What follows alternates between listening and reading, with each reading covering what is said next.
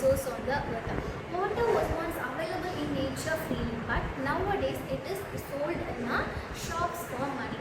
Water has become scarce nowadays, so we should preserve it for the basic needs and also for the needs of the future generation. In this lesson, we will study about the sources of water, how to manage water and how it is polluted and how the polluted water causes disease.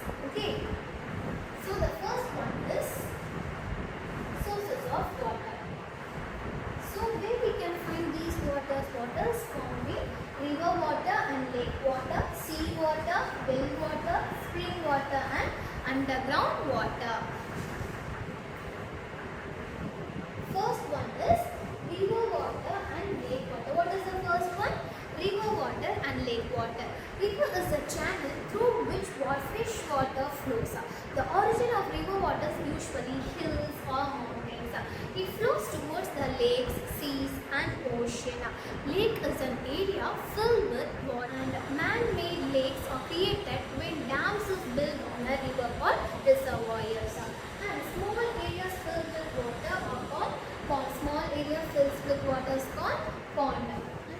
Then sea water. Sea water has a salinity of approximately 3.5% or 35 parts per thousand due to presence of more amount of salt. That is, sea water has a saline. Sea water is also known as saline water because the salt content is more in sea water. Due to the presence of more amount of salt, sea water is also called saline water. It is not suitable for irrigation as well as drinking. It is not suitable for irrigation as well as drinking because of salinity.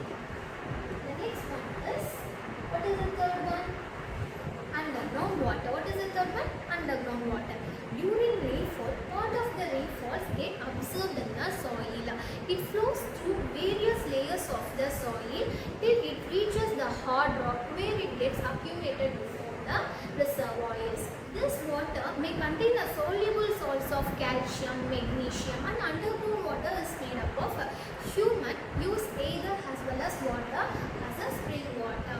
Okay, and the next one is well water. What is the next one? Well water. When the earth's surface is deep, water reservoirs are found above the rocks as an underground water. Is it? Well water contains soluble impurities depending upon the nature of the soil. Then spring.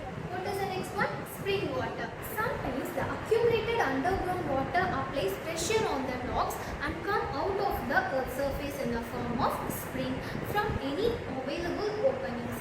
So this water is called spring water. Spring water usually contains dissolved salts, minerals, but it is free from the suspended impurities. That's what they give here. Sometimes accumulated water, underground water applies pressure on the rocks and comes out of the earth's surface. Okay. So the next topic is water cycle. What is our next topic? Water cycle. Water cycle is nothing but the continuous movement of water from earth to the atmosphere back to the earth is known as water cycle or hydrologic cycle. So it consists of four processes: evaporation, condensation, transpiration and precipitation. The first process is evaporation. What is the first process? Evaporation. The process in which water is changed into water vapor by the heat of the sun is called evaporation. It takes place on the surface of rivers, oceans, lakes and ponds. Okay, and plants also release water by transpiration. So what is evaporation? Evaporation is nothing but water changes into water vapor by the heat of the sun. Okay, and moving on to the next line is condensation. What is the next one? Condensation. Condensation is nothing but the process in which water vapor is converted into water on cooling is called condensation. Here, water vapor in the atmosphere being lighter, it raises up and cools down there and it further condenses to form a tiny water droplets. Then what happens? This water will form as a rain. So that process is called precipitation. The water droplets join together to form clouds. As they get cooler, the droplets being bigger and heavier and fall as a rain. If the air is very cold, they freeze to fall as a hail of snow. Okay.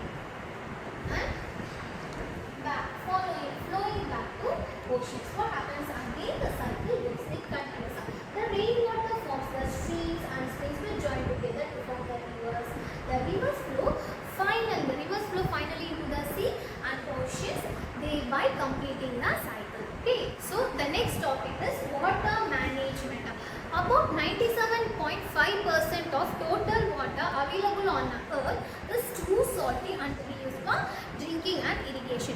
The rest of 2.5% of water is fresh water. Most of the water is total frozen water is ice caps or glaciers, and 31% has groundwater. Okay, so only 3% of water is available as a fresh water. So we have to preserve this fresh water and we have to manage this fresh water. Okay, so the first one is fresh water management. Water management is the activity of planning, developing and managing the optimum use of water resource. Optimum use of water resource. So water which is obtained naturally in the form of ice sheets, ice caps and icebergs, ponds, lakes, rivers, streams, underground are all fresh waters. Okay, and so the next one is rainwater harvesting. Rainwater harvesting is one of the management of fresh water. Okay, so the process of collecting and storing the rainwater for future use is called rainwater harvesting. In this system, rainwater harvesting is stored in a storage tanks for later use, and this rainwater is available in open spaces around the buildings, may also be recharged into the grounds. Okay, and rooftop harvesting is also known as rainwater harvesting. So Tamil Nadu is the first Indian state which made this rainwater harvesting mandatory in all the houses. Okay, and the next one is advantages of rainwater harvesting. What are the advantages of rainwater harvesting? Rainwater harvesting can reduce the flooding incidents because we are storing all the rainwaters in the undergrounds or in a storage tank. Is it? So the first one is we can reduce the flooding in the cities. And the next one is rainwater harvesting can reduce the topsoil loss. It reduces the topsoil loss, and groundwater level can be increased because it is stored in the underground. So groundwater level can be increased and groundwater can be conserved for the future use, and it can improve the plant growth because the root takes the water from the underground. So the water is reserved in the underground. So the rainwater harvesting also improves the plant growth. So the next one is foam pot. What is the next one? Foam pot. Foam pot is a structure dug out on the earth. It is usually square or rectangle in shape. You can see in this diagram it is usually square or rectangle in shape. Here the rainwater is stored in it for irrigation purpose. It is surrounded by the small, see here, it is surrounded by the small bunds, okay, which prevents the erosion on the banks of the pond. Here the size and depth of the pond depend on the type of the soil, water requirement of the farmer, its users and cost of excavation. Okay. So the foam pot is a structure dug out on the earth. Here the size and depth of the pond depend on the type of soil, water requirements of the farmer, its users and the cost of excavation. Okay. And the next one is wastewater management. What is the next topic? Wastewater management. Here the used water from any combination of activities such as domestic, so that is in our houses, industrial, commercial, agriculture is called wastewater. Here, this is the water released after using of laundries, bathing, dishwashing, toilets and industrial purpose. All these wastewater, it is purified using some methods. Here some methods are given. In this lesson, we are going to see wastewater treatment. Here, generally the wastewater is treated by physical, chemical and biological process using filtration, sedimentation, adding some cow dung powder and bacteria. So here some methods are given. So reverse osmosis is a process by forcing water under pressure through a semi-permeable membrane. Here the tiny pores in the membrane allow the water masses to exclude more salts and minerals. What happens? Here they will give one semi-permeable membrane. This membrane acts as a filter and it removes all the salt content and it gives a purified water. Okay. And then water pollution. What is the next one? Water pollution. The contamination of water bodies. So the contamination of water bodies by human activities called water pollution. Our water resource like pond, river, lake, canal and well are polluted by the most wastewaters, industrial waste, insecticides, fertilizers, using synthetic detergents. By using all these, making the water more polluted. Okay, so contamination of water bodies by human activities is called water pollution. By human activities is called water pollution. These unwanted and harmful substances which pollute the water is called water pollutants. That is called water pollutants. And sources of water pollution, the first one is the industrial waste. Here, the discharge of untreated industrial waste from the industries into the rivers and lakes is the one of the main source of water pollution. The chemicals like arsenic, lead, mercury and cadmium that are released by the industries and leads to the toxicity in plants and animals. These are the most harmful chemicals which is more dangerous to our health, and these chemicals are discharged by the industrial waste. Okay, and the next one is sewage. The dumping of sewage into the rivers and lakes is the second major cause of water pollution in big cities. You can see here the dumping of sewage. Here, this wastewater, this wastewater treatment is followed in the industries to treat the wastewater and to make the wastewater into fresh water. And what are the advantages of this wastewater? Wastewater treatment ensures that the environment is clean because the polluted water and the wastewater we are making into a fresh water, is it? So there is no water pollution. It prevents the waterborne disease also, because if in contaminated water only the disease will go. If it is fresh means the disease will come. So it prevents the waterborne disease. It ensures that there is an adequate water for irrigation. And the next one is desalination of seawater. What is salination? Salination is nothing but salt water. The water which contains excess amount of salt. So desalination of seawater. We are going to remove the water salt content in the seawater. That process is called desalination. That is desalination of seawater. Desalination is an artificial process converting saline water, that is seawater, into fresh water. The two processes given here: distillation and reverse osmosis. What are the two processes? Distillation and reverse osmosis. The distillation is nothing but it is the process in which both evaporation and condensation go side by side. Is called distillation. What is evaporation? As I said, in the water cycle, water changes into water vapor. That is called evaporation. And what is condensation? The evaporated water again it converts into water. That is called water vapor is converted into water. That is called condensation. So both the process evaporation and condensation go side by side is called distillation. By using this process we can convert desalination water into fresh water. I mean saline water into fresh water. Okay. And next one is reverse osmosis. What is the next one? Reverse osmosis. And then the domestic waste. Domestic waste is nothing but the food waste, soap and detergents, garbage, wrappers, plastics and other materials carried by the flowing water pollute the water bodies. And the next one is chemical fertilizers and insecticides. The excessive use of fertilizers and the pesticides that causes the water pollution. You may see in this diagram. So because of these chemicals that are washed into the rivers and lakes with rainwater, they pollute the soil and underground water also. And then synthetic detergents. Excessive use of synthetic detergents for washing purpose produces foam and they pollute the water. If you use the more synthetic detergents, it causes more foam. So what happens? They pollute the water. And the next one is oil spill. What is the next one? What is the next one? Oil spill. Oil spill is nothing but the oil leakage on the surface of water affects some marine organisms. And the next one is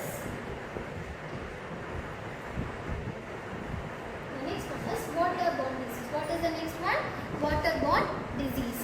Next topic is waterborne disease. Illness caused by the microorganisms present in the untreated or contaminated water is called waterborne disease.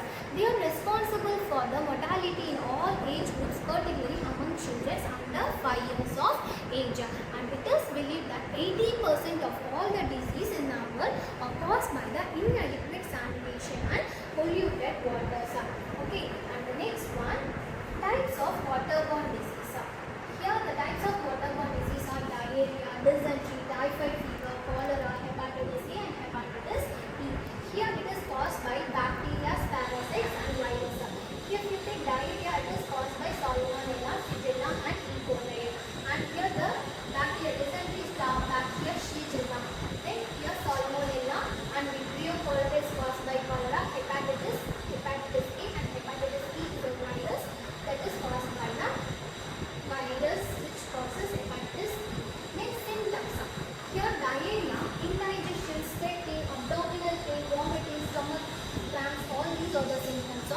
diarrhea, written stool, indigestion, vomiting, dehydration, fever, weight loss is the symptoms of dysentery. High fever, headache, stomach pain, muscle weakness, weight loss is the symptoms of typhoid fever. Severe diarrhea, vomiting, dehydration, all these are the symptoms of cholera. It is caused by the bacteria called Vibrio cholerae. Okay.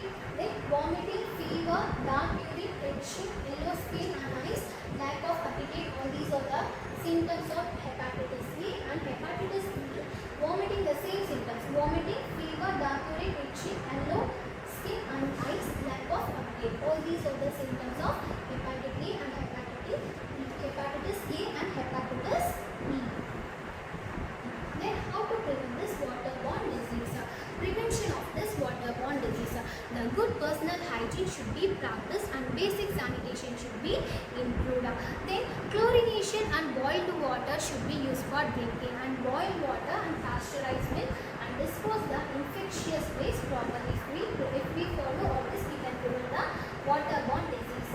And other disease, there are many other diseases which is spread by the vectors which breed in stagnant water in our surrounding areas, usually by mosquitoes and some other sources. The first one is dengue fever. Dengue is a viral disease spread by Aedes mosquitoes. That is a female mosquito that bite during the daytime. They breed in clean stagnant water found in the containers and old tires. So we have to dispose all these to prevent from dengue fever. So what is the symptoms of dengue fever? Symptoms may include high fever. What is the symptoms of dengue fever? Symptoms may include high fever, headache, muscles, joints, pains, and some it starts from the 3 to 14 days after the infection. Okay, and the deficiency of platelets in the blood decreases, intense stomach pain. All these are the symptoms of dengue fever. Then how to prevent this dengue fever? Spray the house with anti-mosquito spray and try to wear the cloth that cover the skin thickness, all the skin areas, and close the doors and windows during the early mornings and evenings, and do not leave the stagnant water anywhere in and around the house. Okay. Then dengue fever is caused by the virus, so there is no specific treatment or cure. A high fever and vomiting and can dehydrate the body. So we can rehydration salts can help the replace the fluids and minerals lost in the body.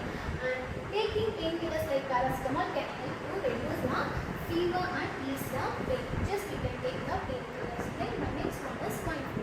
What is the next one? Swine flu is a respiratory disease caused by the influenza virus that infects our respiratory tracts of pigs and results in barking cough.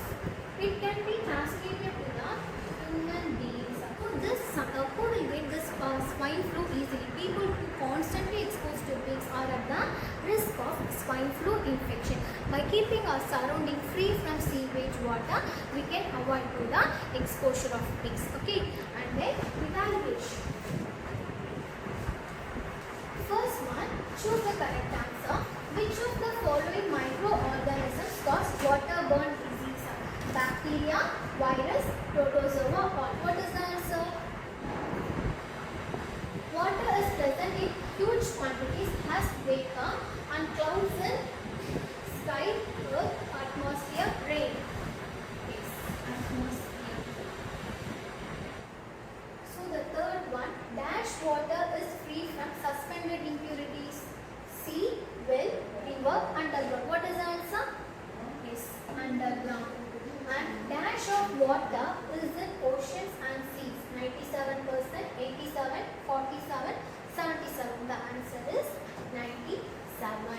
Dash is an artificial process of converting seawater into fresh water. Yes. Distillation, reverse osmosis, desalination, all of this. The answer is desalination. Okay. So the second Roman letter is fill in the blanks.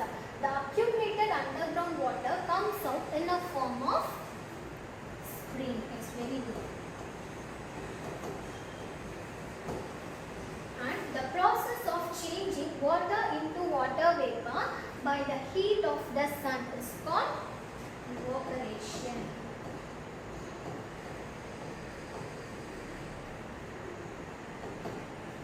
Rainwater from streams and springs which join together to form rivers. The fourth one, the process of collecting and storing the rainwater is called rainwater harvesting. That is rainwater harvesting.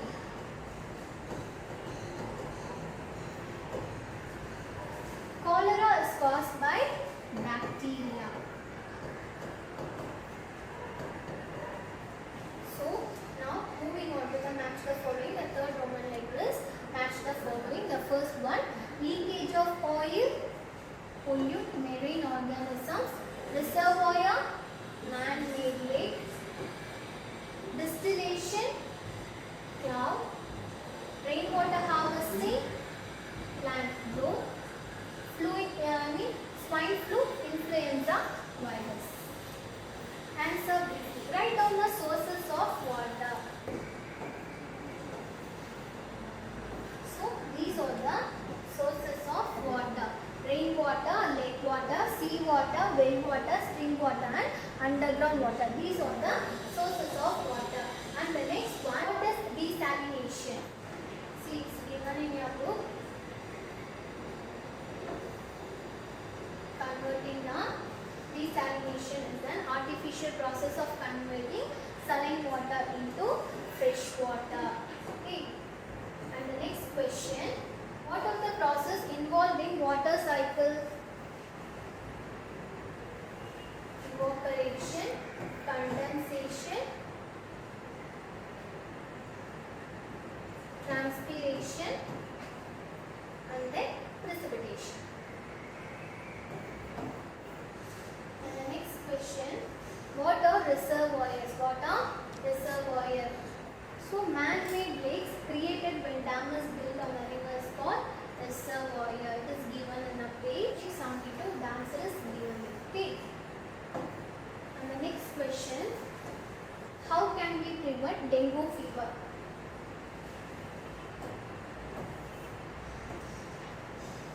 These are some preventive methods. Spray the house with anti-mosquito spray. Try to wear cloths that cover skin areas. Close the doors and windows during early morning and evening. Do not leave the stagnant water anywhere in and around the house. These are the preventive measures of dengue fever. And the detailed answers. What are the advantages of rainwater harvesting?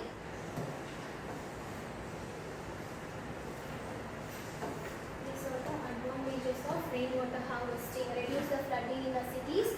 Rainwater harvesting can reduce topsoil loss. Groundwater level can be increased, and groundwater can be conserved. It will improve the plant growth. And the last question: how can we prevent waterborne disease?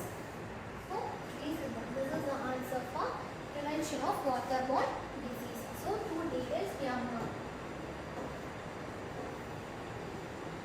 So with this we finish this lesson. We start with the new lesson in the next class. Thank you, children.